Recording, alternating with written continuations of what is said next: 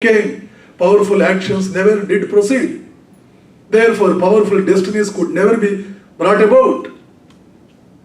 In a mathematical precision, things are leading to their consequences, and ultimately we find ourselves in a state which we were not supposed to.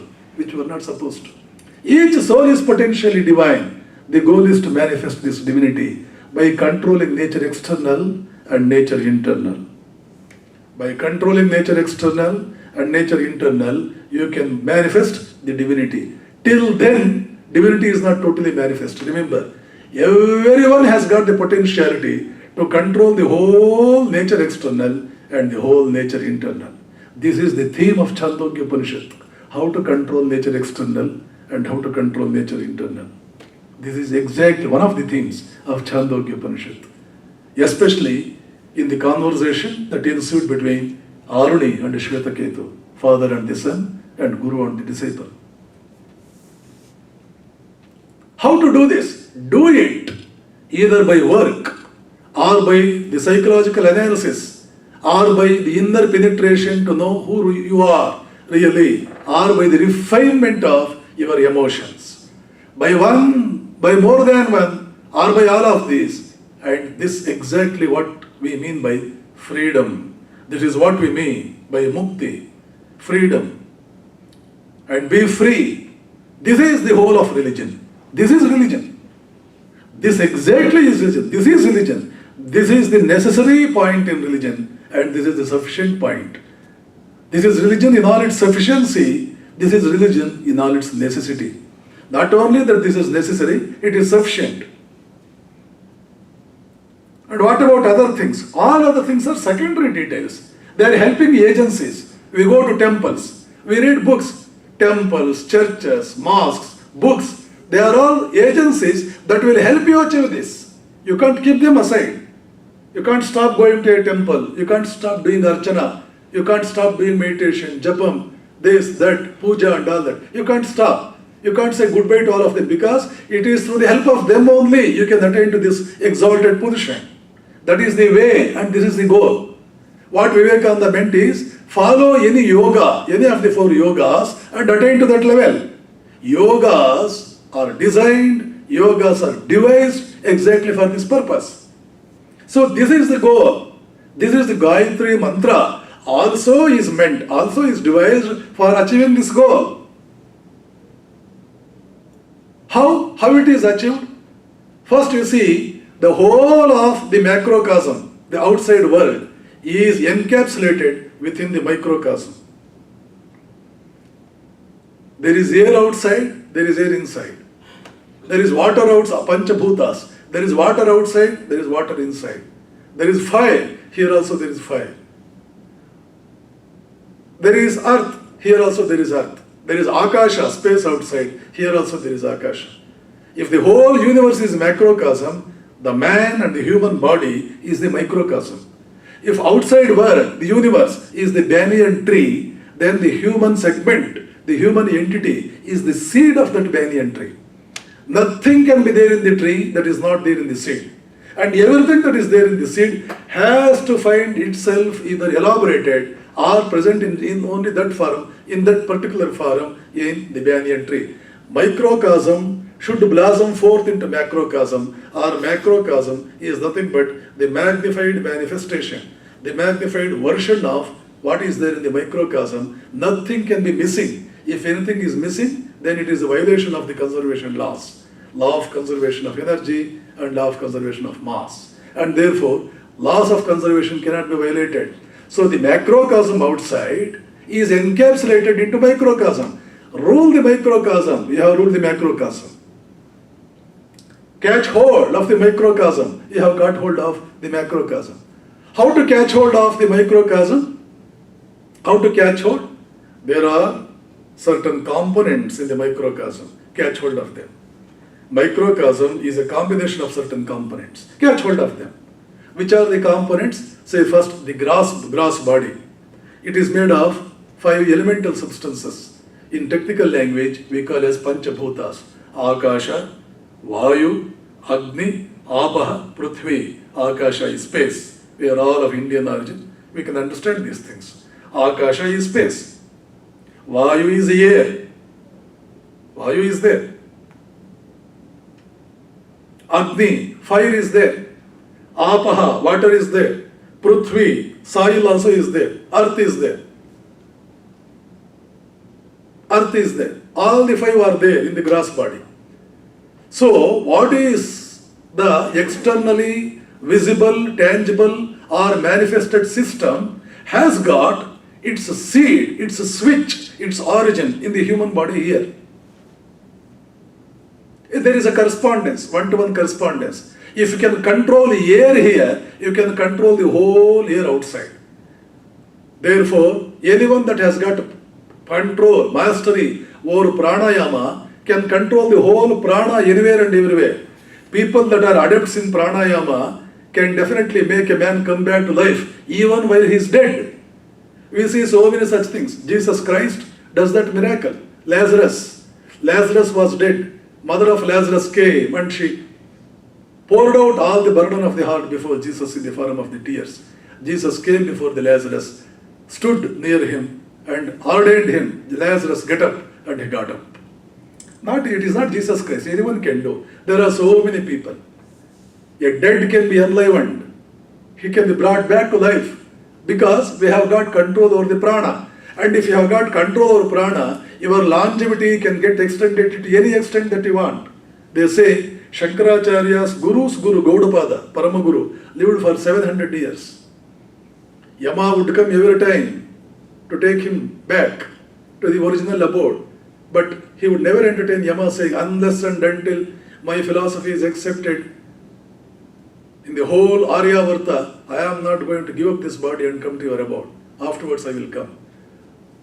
In the last visit, Yama had to convince him saying, your philosophy will be accepted not during your lifetime.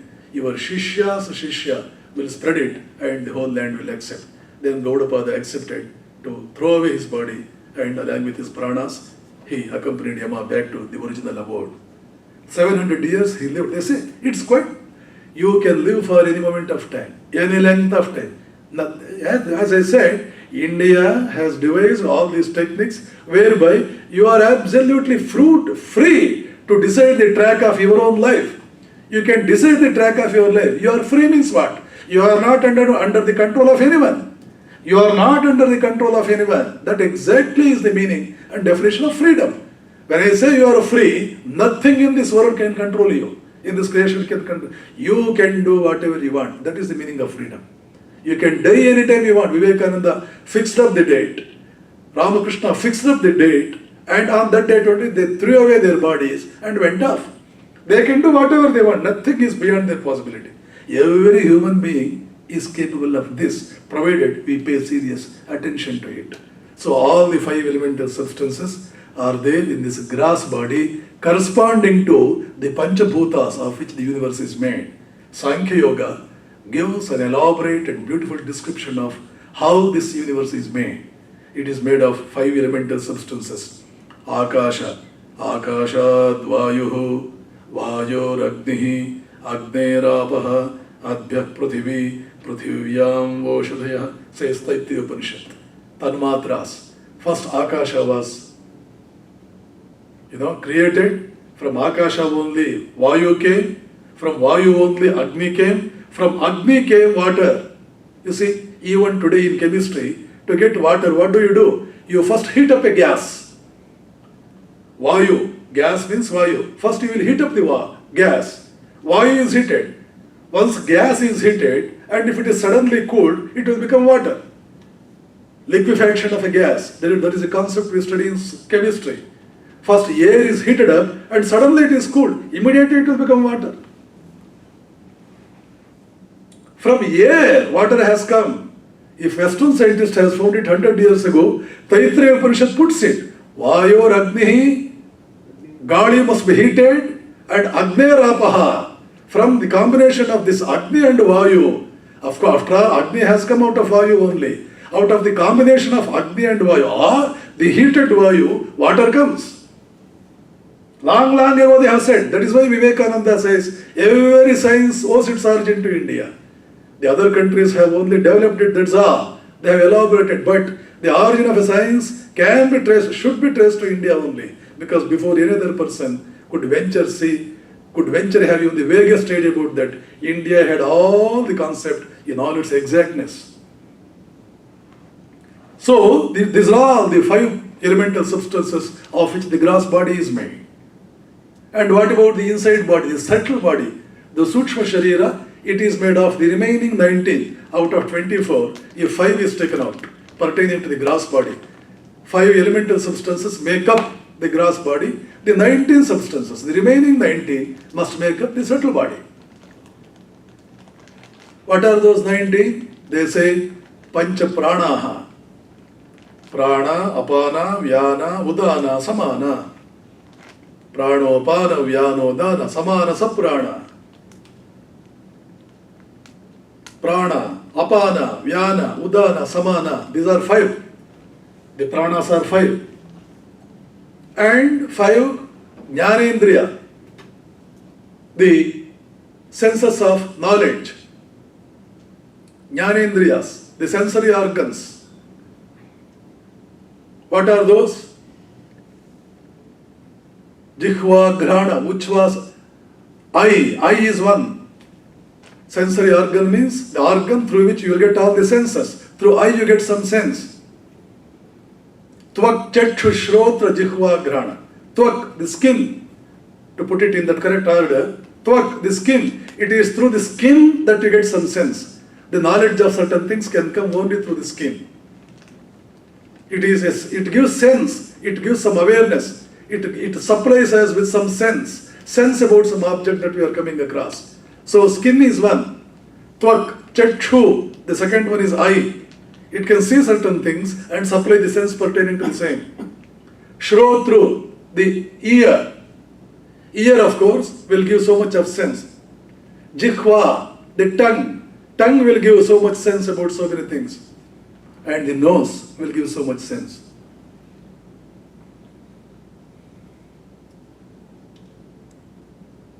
And there are karmendriyas also. Karmendriyas. What are those karmendriyas? Mouth is one karmendriya. Hands, another karmendriya. Vak, pani, pada, paya, upastha. Vak, mouth. Pani, hands. Pada, the legs. Paya and upastha are the evacuatory organs, the excretory organs. These 5 are the karmendriyas, the organs of action. Organs of senses are sensory organ and the organs of action. 5 pranas, 5 karmendriyas and 5 jnanendriyas, 15.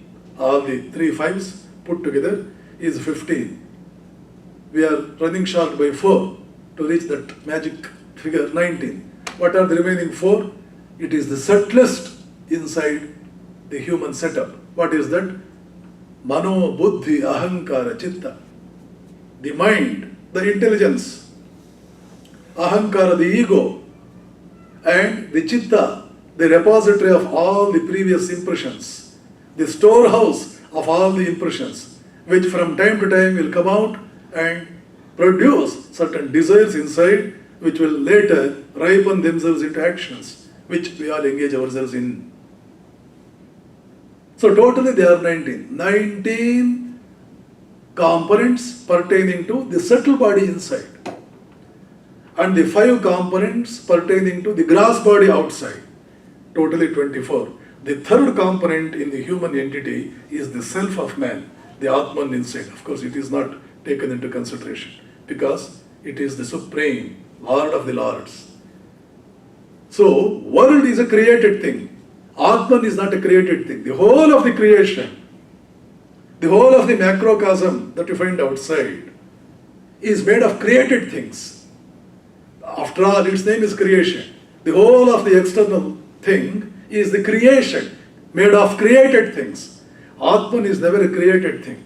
Atman reigns supreme when there is creation in operation, when there is creation in all its dynamicity, when there is creation in all its latent form, irrespective of whether creation is manifest or its latent form, Atman remains the same, the supreme being. the omnipotent, the infinite. He remains the same absolute. Sakshi. In that Sakshi Bhava, he remains. What I mean by nature external and nature internal. What is the goal of man? To control nature external and nature internal. Becoming the controller of the creation is the goal of man. To enable a man to become the controller of the whole nature outside and nature inside, or the controller of the whole creation, Gayatri Mantra was devised. How many forces are there in the microcosm? 24. Because there are 24 according to Sankhya Yoga, produced by Bhagavan Kapila Maharshi. He says, Chaturvimshati Tattvani. There are 24 components of which tattvas are the forces of which the whole Prakriti is made. Chaturvimshati Tattvani. 24. The 24 external forces find their corresponding seed form in the 24 seeds encapsulated within every human being. Be he a Brahmana, be he otherwise, be he an Indian, a Hindu, Easterner, Westerner, whoever he is, every human setup has got the 24 seeds inside corresponding to 24 forces outside, and by controlling the seed components, you can control the external corresponding components also, and that is how you can control the whole nature or the whole creation. Gayatri Mantra, 24 letters it has, 24 letters correspond to 24 forces. Every letter in Gayatri Mantra can control one force.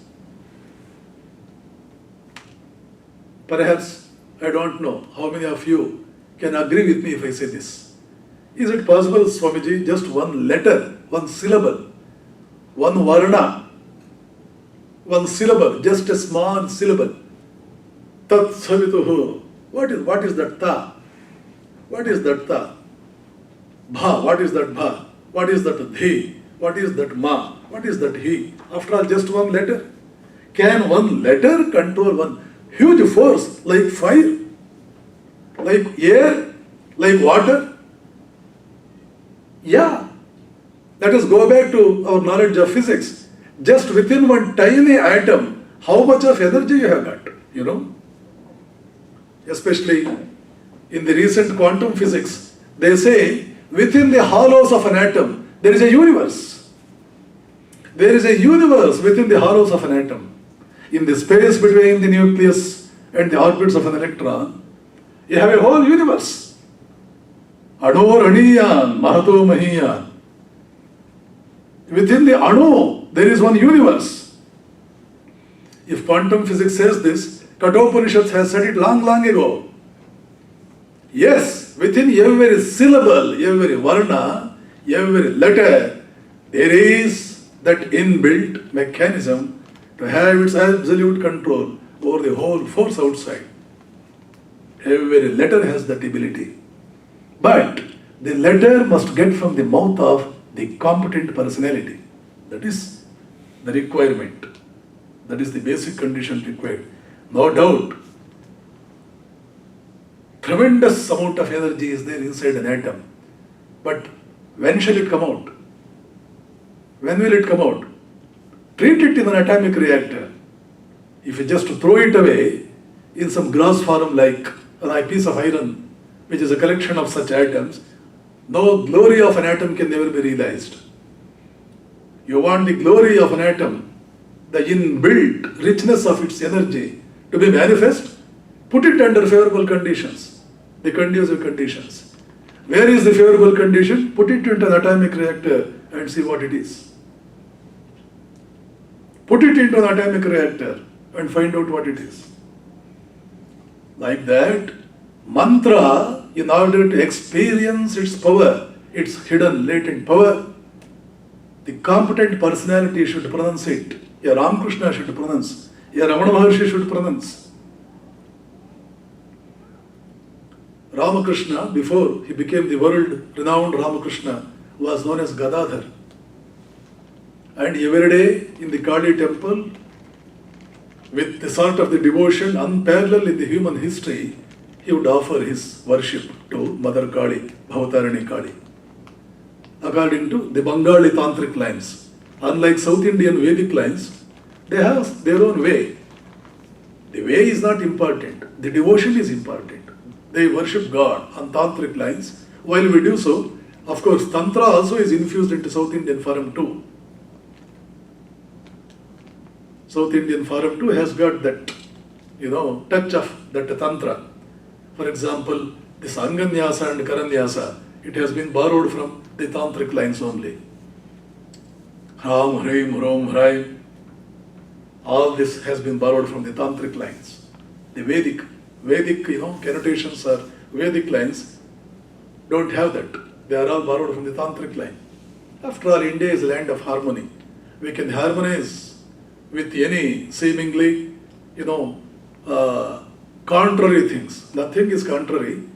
In the background of the wholeness of the creation, in the background of the wholeness of the totality of the things, nothing is contrary, everything is complementary only. Nothing is contradictory. So therefore, we can harmonize with Tantric line, we can harmonize with anything. Harmony has been the watchword of India. So Ramakrishna, while offering worship to Bhavatarani Kali, would very scrupulously stick to, very strictly, all the Tantric requirements. Just as we do, apavitra pavitrova sarvavastha angatopiva, we do every day before we do Sandhya Vandanam or any such thing. There in Bengal, they take some water to the accompaniment of the utterance of this syllable, Ram.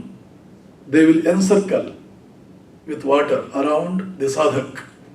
Ramakrishna would pour water, would pronounce Ram, and water would be sprinkled around, encircling himself. That means to say, the whole area within that circle has become extremely purified. Before we involve ourselves in any sort of, the worship or in such thing, we purify ourselves. Kalasha Puja we do. Gange cha Yamune chaiva, Godavari, Saraswati, Narmada, Sindhu Kaveri, Jalesmin Sanidhim Guru, we do it. Afterwards, what do we do? With that Kalasha, we sprinkle all gods. And the Pujari also, with that water we sprinkle. And all the people that are taking part in the puja ceremony, they are all sprinkled with that water, the Ganga water. So we are all purified. Now we are eligible for offering the puja. That is there everywhere, in any Indian context. So Ramakrishna would take some water, pronouncing this word, this syllable Ram, Bijaksharam. Ram would encircle around him, sprinkle water around. Wherever water droplets fell, wherever water droplets would fall, there would come flames. If flames would come every day, flames would emerge out of the places where water has been sprinkled. Ram, remember, Ram is the Bija Mantram for Agni. The whole Agni, the full horse of Agni is encapsulated, hidden, arrested within this Bija Mantram Ram. Indians found it out long ago. That is why, to the accompaniment of the utterance of this word, the chant of this single word, a syllable Ram, flames would come.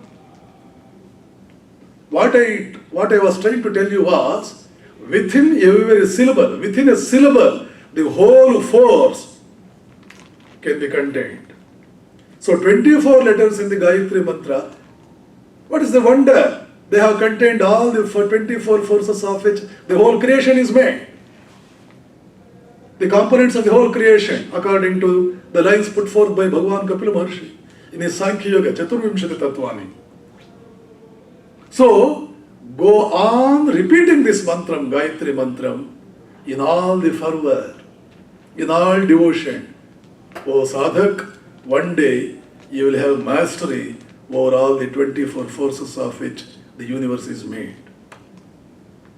This is the import. This is the signal. This is the indication. So, my dear friends, this is the purpose for which Gayatri Mantra was conceived, and it was given to the whole mankind, and proper procedure also was put forth. Normally we take the mantra from the father. Earlier times they say the mantra used to come from the Guru himself.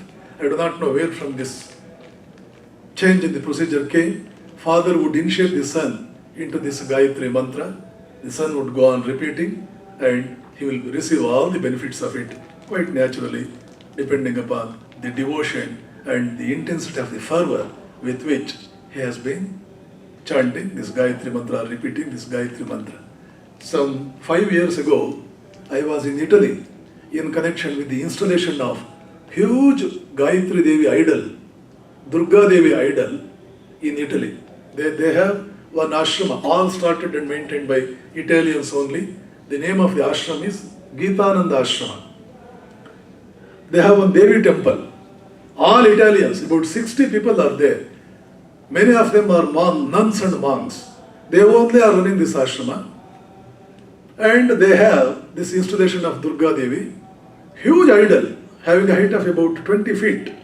That installation was to take place in 2012 in connection with that, and also in connection with the release of the book, release of the biography of Vivekananda, compiled and composed by one Italian writer. I was in Italy some 5 years ago. Several priests from Bangalore had come.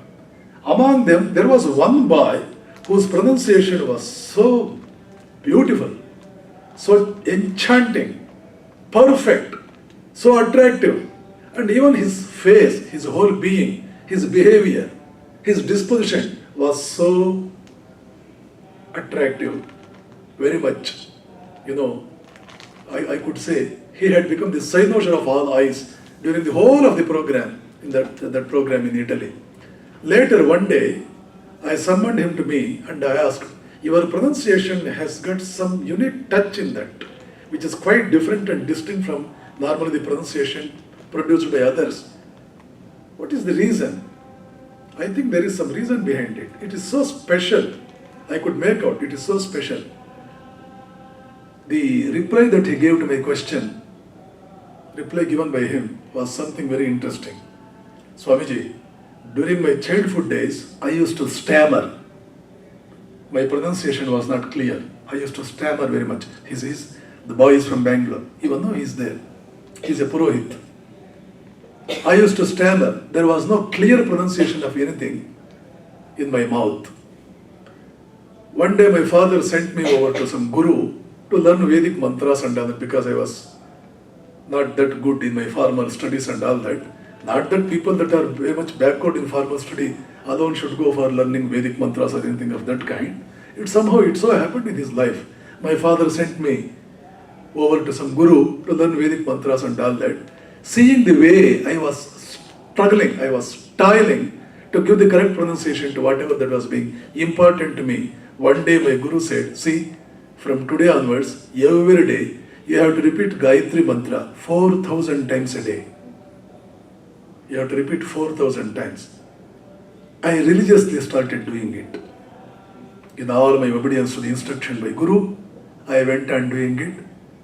There took place a gradual improvement in the way I used to pronounce things, and today you are here to say my pronunciation is something very unique, very distinct, something very good, something special. A boy that could not even properly pronounce even ordinary things, who could not normally pronounce ordinary words, much less a Sanskrit word, even Kannada words, who could not properly pronounce, would stammer, would find it extremely difficult to give all the right expression, even to some Kannada, simple Kannada words, today stands out as a unique example for the perfection he has achieved in the pronunciation of Sanskrit, that too the Vedic mantras. Where from it came? It came from the power of the Gayatri Mantra. This is just one example. You can create your own world, because all the 24 powers of the creation now are in your hand. You can create a new world itself if you want. Is there any such example whereby a man who has been adept in Gayatri Mantra has been able to create a world of his own? Well, there is that glaring example of Vishwamitra himself. He was capable of creating altogether his own world. He was capable of creating his own world. And he did create a little bit of that also. A part of the world he did create too. Just at that moment, the creator Lord Brahma appeared, intervened and said, Vishwamitra, this is the prerogative of only Ishvara. No one can go for creation. Only Ishvara can do it. Creation, sustenance and destruction is the absolute prerogative of only him. Even a Brahmajnani cannot do it. You are not yet a Brahmajnani. Even a Brahmajnani cannot afford to do it. He is not given that, though he has the ability, he doesn't have the prerogative. While it is the prerogative of only the Ishvara, you can't. You have to stop it, and therefore Vishwamitra stopped. But all the while, he had the ability to create his own world.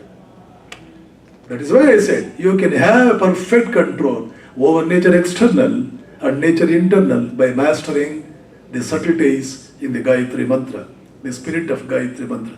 This is how Indian mind has always worked the things. They were never content with smaller goals. They never wanted any mediocre.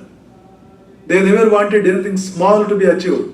Long, long ago, the Upanishad said, Yo vai bhuma tat sukham na alpe sukham asti. Alpe na sukham asti. In the small things, there is no sukha. Yo vai bhuma, whatever is bhuma, that alone can give you all the sukham that you are seeking, you are in search of. Go in search of the bhuma. Why you go for alpa? After all, you have to go after some one or the other thing. You have to go after a thing. You need to have certain achievement. You need to have some attainment in your life. When attainment is a must. When you have to go after something, why not go after something that is infinite, that is limitless? Yo vai bhuma tat sukham na alpe sukham asti. They did not merely charge the people with some mandate or something in the form of a mandate that one should be in a position to control the whole nature, and nothing less than that should be the human goal. Not only just they did not say it, they also went further to find out a means and device whereby one could have a perfect control over all the nature. And what is the means? What is the device? Go on chanting Gayatri Mantra. Realize with the mastery over every one letter in the 24-lettered Gayatri Mantra, you can establish your mastery over one force that is ruling the universe. If the whole mantra is mastered, it is realized, you will have all the ability, all the equipment to go for your own creation. You can become a creator in yourself, nothing less than a creator. This is how, this is every mantra in India has been conceived. Every mantra in India has been conceived with almost a background more or less of the similar kind. Because those mantras are quite familiar with us, always familiarity breeds contempt. The dictum holds good in case of mantras also. It is not only with the familiar people, familiarity breeds contempt. We never take in a serious view of all those things. An Italian can take, an Egyptian can take, an American can take,